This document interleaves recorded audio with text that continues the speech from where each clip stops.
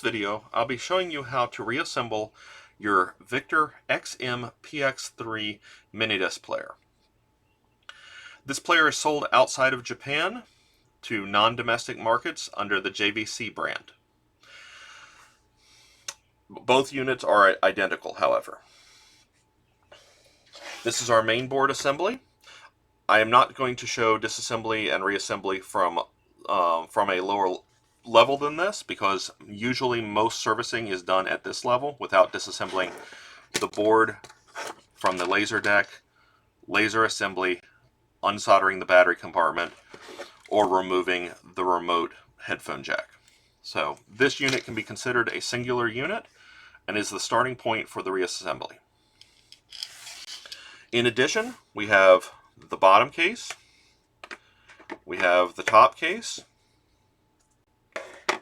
We also happen to have a number of bags that I've prepared here with parts for this model. We have obviously the left hinge and right hinge, respectively. These are the hinges that you will be looking at when you look at the mini disc player directly. Battery covers. Simply the plastic part that is removed from the case when you disassemble the unit. Case screws. These screws are the shortest screws in the set. They are all identical on an XM-PX3. However, on other units, they are not all the same.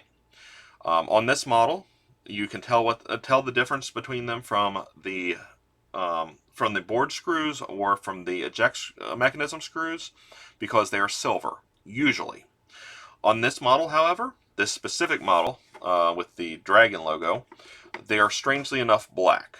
I'll be assembling it using the silver screws for this demonstration, however.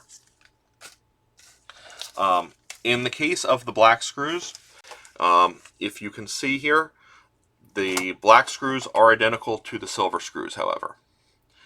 There is no difference from a functional perspective. They simply are just anodized in black. There is an eject mechanism that is used to eject the disc as soon as the case is fully opened. These look like a large metal assembly with a spring and a lever that moves.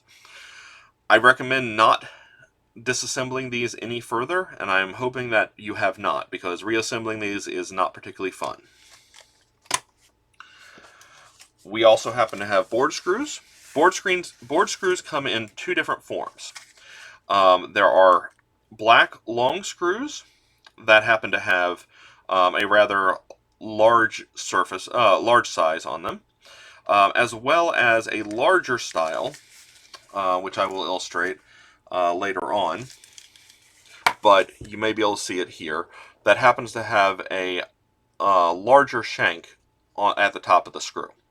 I group these together because they're used only for one step of this reassembly. We have remote spacers. I have no idea what else to call these things, but they are the small piece of plastic that is used to prevent the headphone jack from being able to be pushed into the unit too far. And we have eject screws. I'm referring to these as these are the screws for the eject mechanism. They are the smallest of the normal black screws that you'll find in the system. They are distinctive from the board screws, as they are both shorter and smaller in diameter. If you mix up the two, you can end up stripping out one of the screw posts. So please don't do that. There are only two eject mechanism screws in each system, so they should be relatively easy to find. Remember, 2 eject mechanism screws and 4 total board screws. 3 of the normal and one with the larger shank. Okay, so starting with that, we're going to take our bottom case. Now, one of the problems that you may encounter in this is dealing with the switch. If you assemble the system and don't pay attention to this sliding switch on the side that goes between hold, search, and volume control, and your switch on the main board is not in the same position when you reassemble it, you could end up with a system that you can no longer move that switch. So we'll be addressing that next. The other part to watch out for is this little lever here. This lever actuates a switch that is on the front of the main board. If this switch is not in the upper state, like it is so, you will end up with a system that cannot tell whether or not the door has been opened. Unlike later Victor models, this board does not have a switch on it to indicate if there is a mini disc in the system. Instead, it checks every time that the door has been closed if there is a reflective surface where the disc should be. So the first step I would do is move the switch over to, you can take it to either end of the position. I prefer to put mine at the volume end. You could move it at the hold end. Either way, you want to make sure to move this switch respectively to the same furthest direction. Next, you'll want to gently put the headphone socket generally into the location where it's going to need to be as you insert the board at an angle. Now, as you insert the board, if you put it in and you don't have the front edge in forwards, you will find that as you put the board down, this lever will retract, which is not what we want to do. Instead, what we're going to do is we're going to be inserting the board in at an angle. So front edge in first, followed by the back. Now, if the board does not want to sit flat, but this lever is still in the upright position, I recommend taking a small screwdriver and just simply pushing gently on the back of the headphone jack. You should be able to use this to reposition it and get it to sit around the screw post that's poking up around. Alternately, put the screwdriver in the end of it and just rotate it around, and the board is now nice and flat. Okay, now that we've done this, our next step is to verify, and lo and behold, once again, as I warned about, this switch is in a down position. So I need to simply pop the board back out. Because we've gotten this headphone jack in the place where it needs to go, we probably won't have to realign that as we pull out the board. So pull out the back of the board first. Look at the front of the board front of the case as you're doing it, and simply pull it back until you see the lever pop up. Once it's up, drop down the back of the board, and everything should be good. Now, the switch can be actuated up and down. Headphone jack is in place, and the board is generally in a very flat situation. One thing you'll note is that the board, there's nothing holding this board in place. If we turn it upside down, it will probably fall out on the first try. To retain the board into the case, there are 4 screws total. Here, here, here, and here. Of these 3 are identical. This one here uses the screw that has the flat shank on the upper half of it. In order to fill up this large gap here, however, we don't want to simply just put a screw in here. We're going to be putting one of the remote spacers in. So I'll start with that.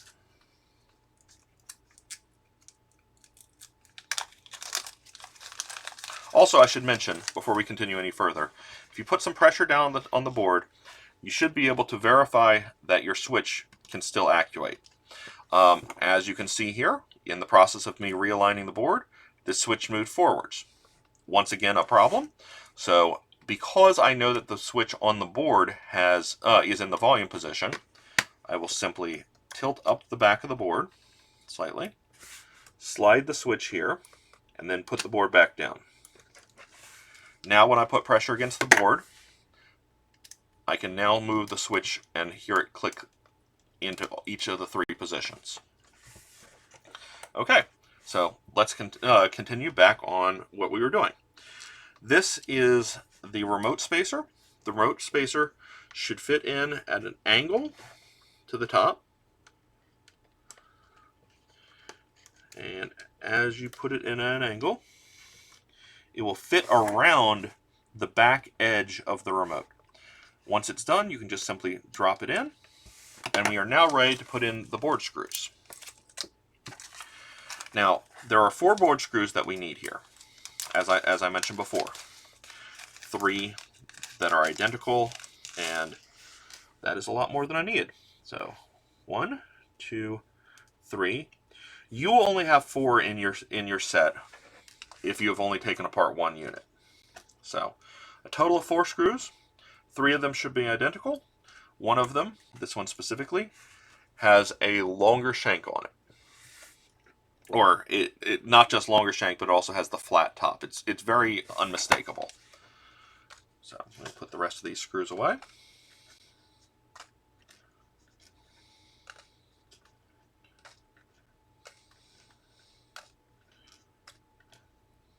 Okay. The first one we can put in the back, the special shanked screw. We'll put it into this hole back here. Oop.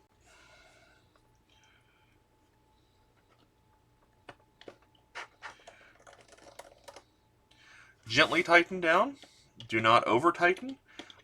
If for whatever reason it does not seem to grab at the end, it just seems to keep rotating, you're going to need to either use a little dab of Loctite on the end of the screw, or possibly a dab of super glue to retain that screw in place.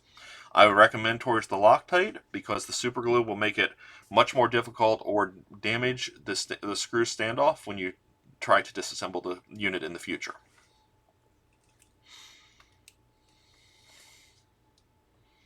Next we will put the screws in the 3 front screw locations.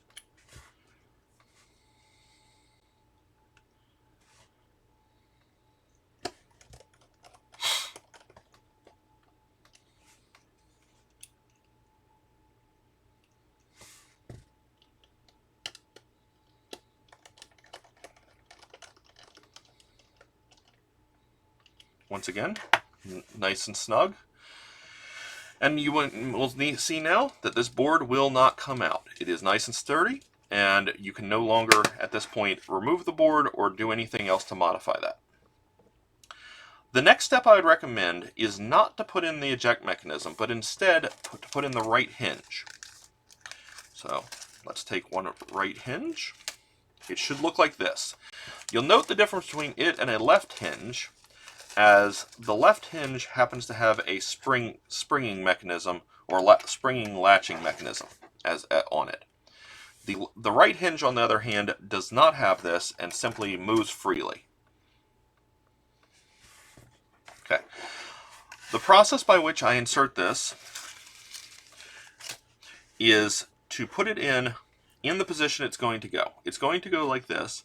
So we line it up with this hole here, which is the screw that's going to retain this hinge in place. It's on the outside of the case. I then put the hinge in, generally in the right location, but tilted towards me slightly when I have it with the left side closest to me. At this point, I push down gently, and then I look to the side and verify that this screw hole now lines up. If I put a screwdriver through there, I will find that I can no longer remove it, which means that I do have it seated correctly. At this point, I will grab one of my case screws. Again, for illustration purposes, even though this is the one unit that uses black screws, I'll be using a silver screw for it. So we'll be using only one silver screw at this point in time, because we're going to be putting in this hinge. We'll be using the other case screws later, so my recommendation is to simply pull one screw at the moment and leave the rest in your parts pile, storage bags, whatever you prefer to keep them in. Now simply screw this screw in, and you will find that the hinge snugs right up and now moves in a very much just simply pivoting to the case like this. Okay. Next, my recommendation is to move on to the eject mechanism. The reason why I recommend to do this after the hinge is because it can conflict with that hinge mechanism and make inserting the hinge mechanism very, very difficult if you try to do it first. So we will take one hinge mechanism out, as well as both 2 eject mechanism screws. Sorry, that's an eject mechanism. So an eject mechanism and 2 eject screws. There's one.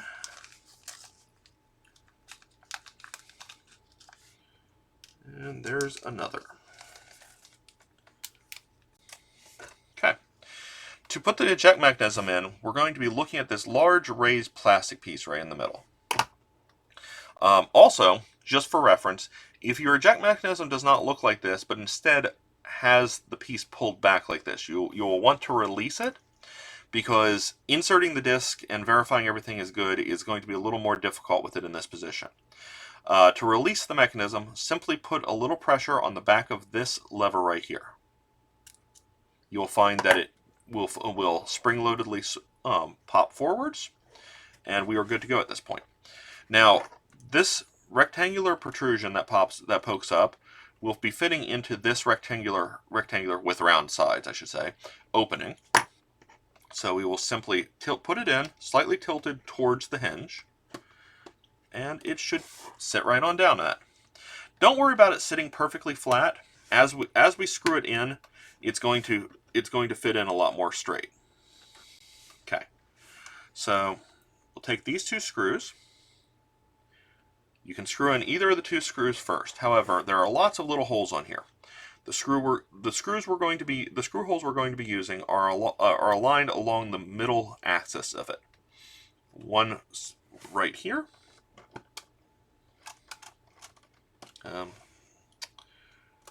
Sorry about that.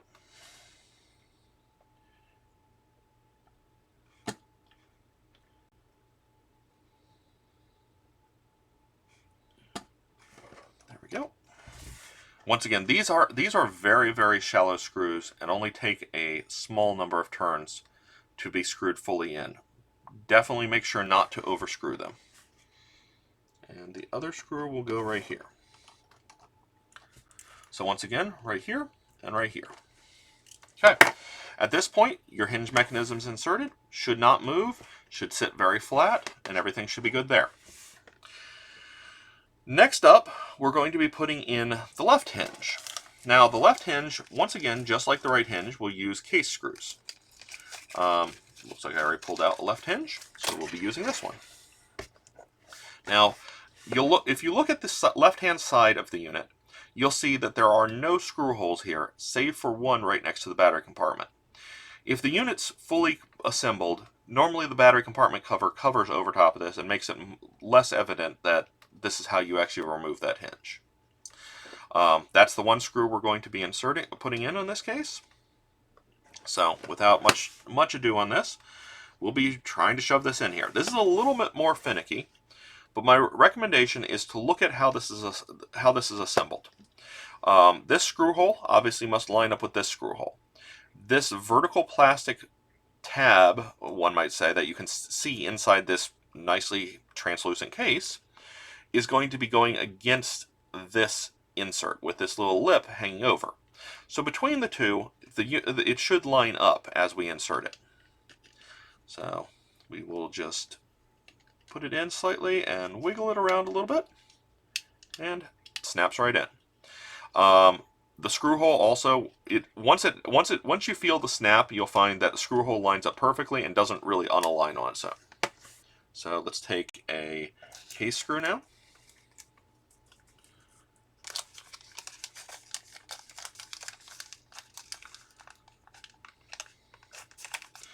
Once again, I'm looking for silver ones, just for your reference.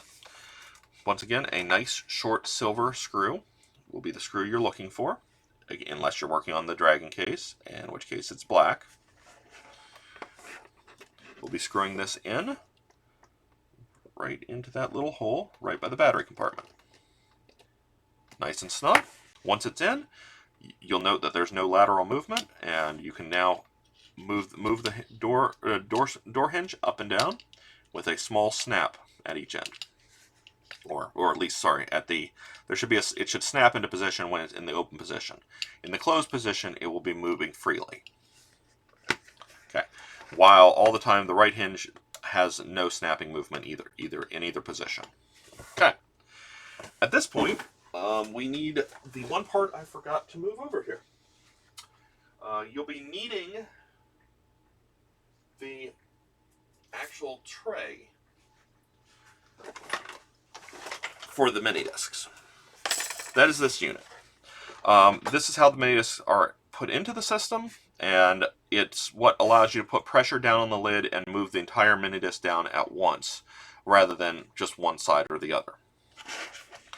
To put this in, there are two things to take note of. There is a pin poking out on the right hinge, and on the left hinge there is a similar looking pin as well. However, the pin on the left hand side is not going to be as straightforward, as we're going to be going around that pin. You'll note the pin on the that's on the left hand side. The pin on the right hand side on the actual unit goes into this hole. On the left hand side, there's a little cup, C-shaped thing that will cup that pin. So what I do is I start off by first putting the pin into the hole. Now you're going to have trouble doing it if it is too low at an angle. So you're going to want to put about almost exactly a 45-degree angle. Now don't worry about how the right hinge itself is positioned, because we're not worried about that right now. Our only concern is trying to get this thing onto those two pins. So I put it over top of that pin, and I have the fun task of getting, while it's still on top of that pin, you can move the hinge up or down as you see fit. But get it on top of the pin, and then while it's in that sort of extended position, we're going to be cupping it around the other pin. Okay, looks like we have it. I'm going to trust that I sort of do at the moment. Now the problem is, as you look at this right hinge, this is entirely backwards from what it should be. This hinge will be closest to the upper lid, while the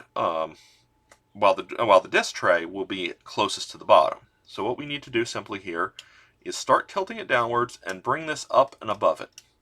There's a little tab right here on the disc tray portion that should fit into an opening on the right hinge. Okay, once we have that in place, the right hinge should move freely around that, and there shouldn't be much tension left. Now on the left hand side, we're going to repeat that motion. I'm going to move it up and over top. Feel free to bend it slightly, just a tad out of way. Metal is very forgiving and will snap back into place. And once again, you can now see that the drive tray and the left hinge assembly can freely move. At this point, we have completed 90+% of the assembly process. If you were so inclined, you could very gently attempt to put a disc in and test the unit at this point. I would hope that you have tested the unit, made sure the board works prior to this by holding down the door close button, but this is the point at which the entire assembly should now work. To put the top case on, we're simply going to be putting it over top of these two pieces of the hinge assembly pieces. So be careful on this. Obviously we want to keep the hinges and the disc tray aligned in the same position they were. The next step I would recommend is simply just close the case. By closing the case, everything gets a lot more straightforwardly aligned. We're going to open the case now, and as long as we gently open it, you'll find that the screw holes will now line up, or do when you first initially gently open it, for the right side of the case. Now, okay. So I will grab now, for this step we're going to need 4 more case screws. These should be the last of the case screws that you have. So I will need 4 small silver case screws. Okay. Again, they'll be black for the Dragon model. Okay. We're going to insert these screws.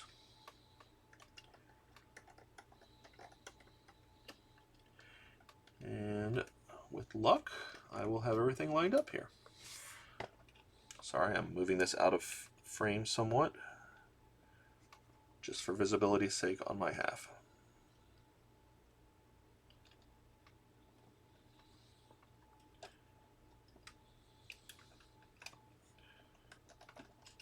Okay. Once you have the first screw in, the remaining 3 are a walk in the park. So first screw's in. Let's go ahead and put the second screw on the right-hand side in.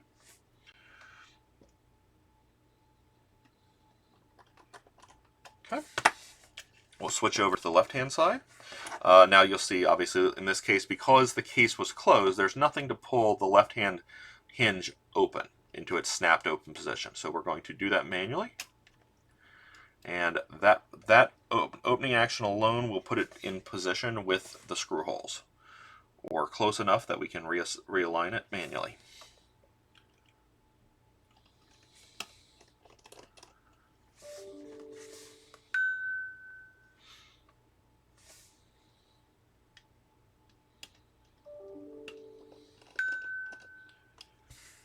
Okay, and we can go ahead and close the unit.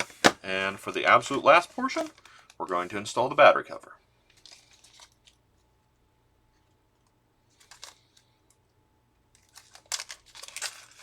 So I need to find the matching battery cover for this, which in this case will be the black model.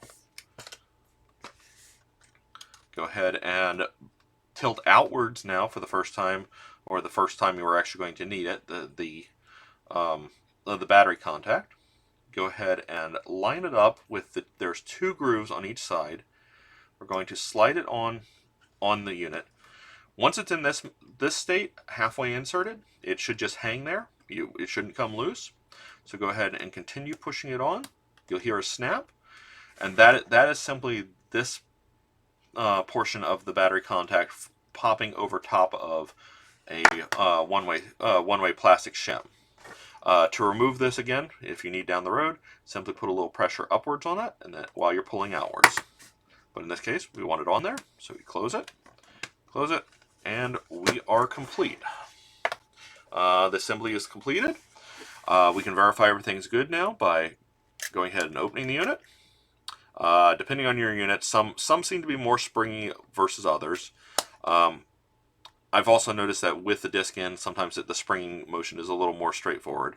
But either way, should pop open freely. There shouldn't be any binding. The drive tray, when it's in a fully open position, should want to return to the bottom. It's not going to want to stay stuck towards the top of the case. In addition, you'll find that your mode selector switch should be nice and fluid movement. Will latch into each of the 3 positions. Headphone jack should be nice and solid. Volume button and stop button, or sorry, play and stop button. You should be able to feel the click of the buttons underneath of them. Same with the next and previous track buttons. And that's it. We are complete.